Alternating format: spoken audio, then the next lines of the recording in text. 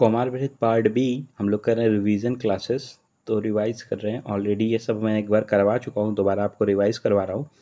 तो हम लोगों ने 4 पॉइंट स्टार्ट किया था। 4 पॉइंट में हम लोगों ने कर लिया है प्रसवकालीन अभिघात में बर्थ इंजरीज में श्वास अवरोध कर लिया है। तो अब इसके बाद करेंगे हम लोग उल्वक।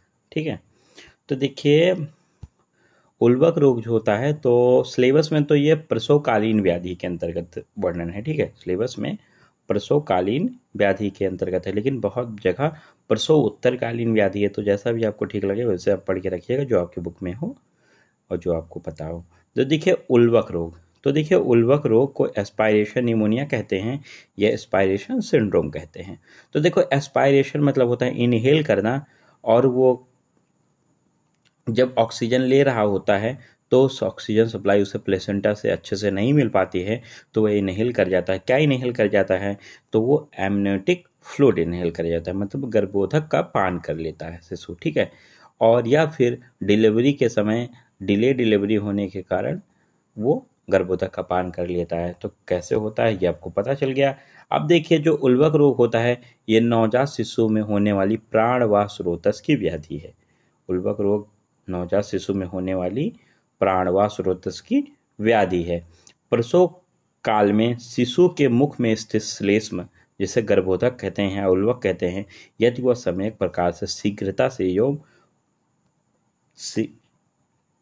सम्यक प्रकार से एवं शीघ्रता पूर्वक नहीं निकाला जाए तो वह शिशु के द्वारा श्वसन क्रिया प्रारंभ करते ही वह श्लेष्म प्राणवायु स्रोतस में पहुंचकर विभिन्न प्रकार के लक्षण उत्पन्न कर देता है। ठीक, तो जब प्रसव होता है बच्चे का तो उसके मुख में जो श्लेष्मा स्थित होता है उसको जल्दी से और अच्छे से निकाल लेना चाहिए। अगर नहीं निकालते तो बच्चा जब श्वसन प्रारंभ करता है तो वो श्लेष्म को प्राणवायु स्रोतस में एस्पायर कर लेता है। ठीक है, और जिससे अनेक प्रकार के लक्षण उत्पन्न होते हैं। तो लक्षण की बात हम करेंगे, लेकिन उससे पहले थोड़ा सा और जान लेते हैं कि इस व्याधि का उल्वक रोग का पर्याय क्या होता है। तो इसको अम्बुपूर्ण कहते हैं। अम्बु मतलब जल होता है और पूर्ण मतलब भरा हुआ। ठीक है, और अष्टांग संग्रहकार ने इसे सहज व्याधि माना है। उल्वक रोग को क्या माना है? सहज व्याधि माना है। तो देखो जल भरा हुआ कहाँ भर जाता है? तो लंग्स में, फेफड़ों में भर जाता है, वहाँ पे अवरोध उत्पन्न करते था। कुछ बैक्टीरियल इन्फेक्शन होने के कारण वहाँ निमोनिया की उत्पत्ति होती है।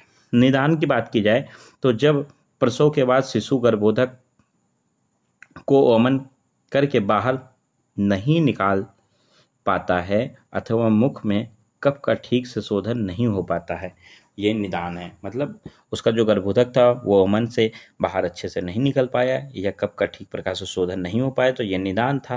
और संप्राप्ति क्या है? तो गर्भोधक होता है या कंड में स्थित जो श्लेष्म होता है उसके संपर्क में आकर हृदयस्थ रसवाहिनी स्रोतस होते हैं उनके पथ्य को अवरुद्ध कर देता है और वहाँ कुछ व्याधियाँ और लक्षण उत्पन्न होते हैं। तो ऊपर भी मैंने देखा कुछ व्याधियाँ लक्षण उत्पन्न हुए, संप्राप्ति में कुछ व्याधियाँ लक्षण होते हैं। तो वो क्या है लक्षण?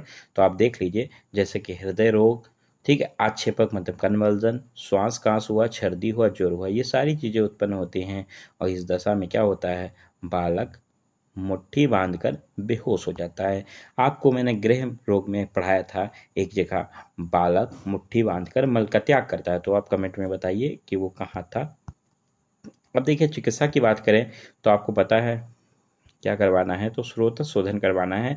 तो प्रातः काल उसे थोड़े थोड़े देर पर स्तन का पान कराना है और बीच बीच में अजामगर मुक्त का पान कराना है। स्रोतो शोधन काल में शिशु को स्नान और अभ्यंग दोनों नहीं कराना है, अवॉइड करवाना है।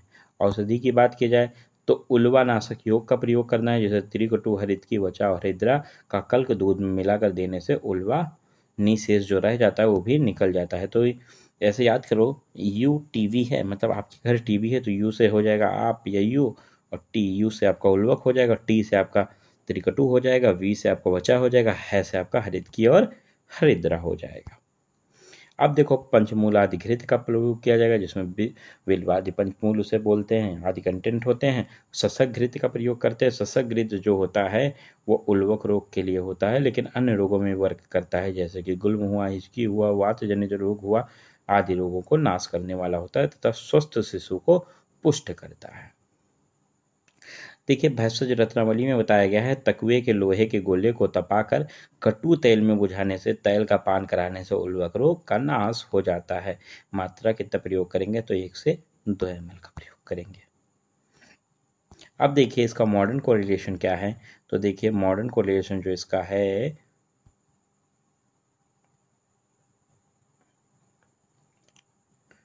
तो देखो ड्यूरिंग प्रोलॉन्ग लेबर, मतलब लंबे समय तक प्रसव होने से, और डिफ़िकल्ट डिलीवरी, मतलब कठिनता से डिलीवरी प्रसव होने से, जो इन्फेंट होता है often indicate vigorous respiration movement in uterus because interference with the supply of oxygen through the placenta.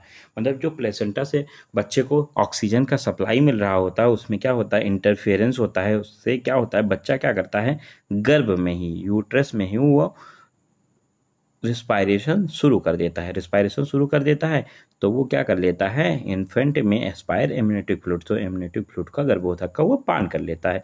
उसी बात को मैंने नीचे हिंदी में लिख दी है कि प्रसव में कठिनाई होने पर या समय अधिक लगने पर क्या करता है, गर्भस्थ में शिशु ही अपरा से अच्छे से ऑक्सीजन नहीं मिलता है, ऑक्सीजन की आपूर्ति या कमी होने पर वो श्वसन की चेष्टा गर्भ में ही शुरू कर देता है, जिससे वह क्या करता है, तो गर्भोधक का पान कर लेता है। या गर्भोधक फुफ्फुस में जाने वाले सूक्ष्म श्वसन नलिकाओं का अवरोध करते हैं।